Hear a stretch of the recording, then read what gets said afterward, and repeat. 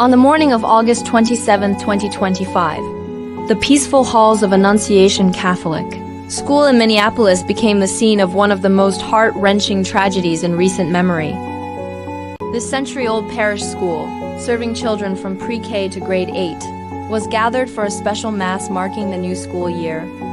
When, at approximately 8:30 a.m., the unimaginable happened. A lone figure, 23-year-old Robin Westman, dressed in black and carrying a semi-automatic rifle, a shotgun, and a pistol, approached the church and opened fire through its stained glass windows. Witnesses say between 50 and 100 rounds were fired in under 2 minutes. The gunman's bullets struck indiscriminately, hitting children and elderly parishioners who had come to pray. 2 children, just 8 and 10 years old, were killed instantly. 17 others were wounded, 14 of them children, some as young as 6. 3 elderly worshippers in their 80s were also injured. 10 of the wounded remain in critical condition. The quick action of teachers and staff, who pulled children under pews and evacuated them when safe, prevented a far higher death toll. Minutes later, officers found Westman dead in the parking lot from a self-inflicted gunshot wound. All 3 weapons had been purchased legally, and a possible smoke bomb was recovered at the scene. Investigators soon uncovered chilling details. Westman had scheduled YouTube videos to go live, showing the weapons and a 4-page letter to family and friends. In it, Westman spoke of years of depression, suicidal thoughts, and a growing hatred for life. They alternated between love for relatives and contempt for the world, blaming it for corruption and suffering. While acknowledging the act was wrong, Westman wrote they could not stop. On the weapons were hate-filled inscriptions: "Kill Trump," "Burn Israel," and "Nuke India." The FBI quickly classified the attack as domestic terrorism and a hate crime targeting Catholics. This shooting came amid a wave of gun violence in Minneapolis. 3 other deadly shootings claimed 3 lives and wounded 8 others in the 24 hours before the attack. But this incident struck at a sacred space, a sanctuary where children prayed. Minneapolis Police Chief Brian O'Hara called it a deliberate act of violence against innocent children and other people worshiping. Our city experienced an unthinkable tragedy.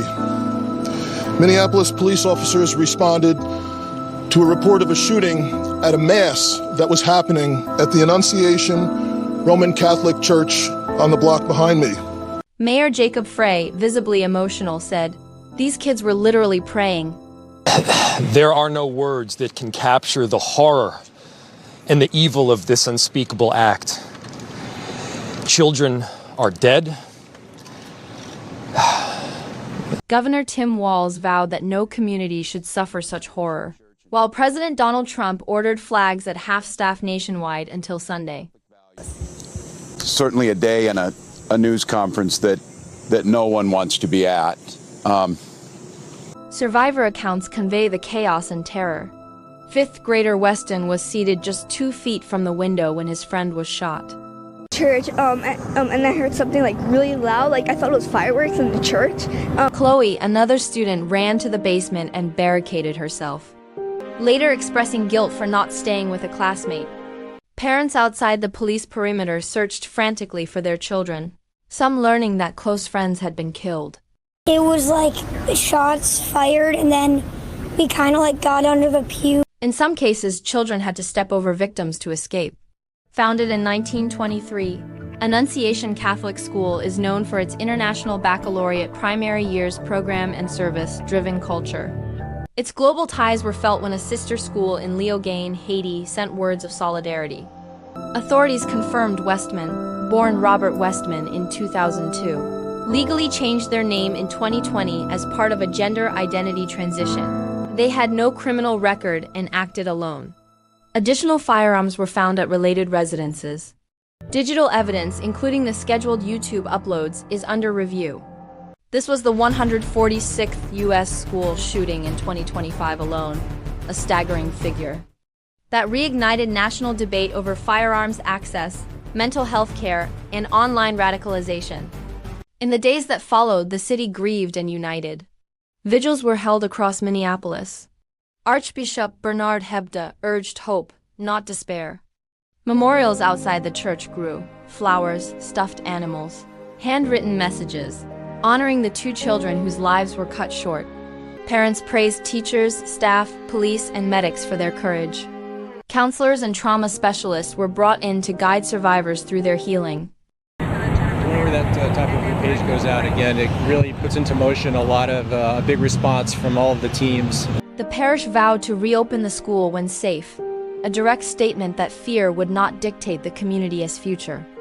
The Minneapolis school shooting of August 27th will be remembered for its brutality, and for the stark way it underscored the crises facing the nation: gun violence, mental health, extremism. It showed that even the most close-knit communities are not immune, but also that even in the darkest moments, resolve and compassion can endure.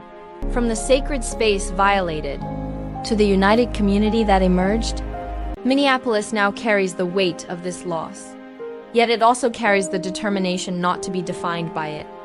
The echoes of that morning will remain, but so too will the memory of how its people stood together in the face of the unthinkable.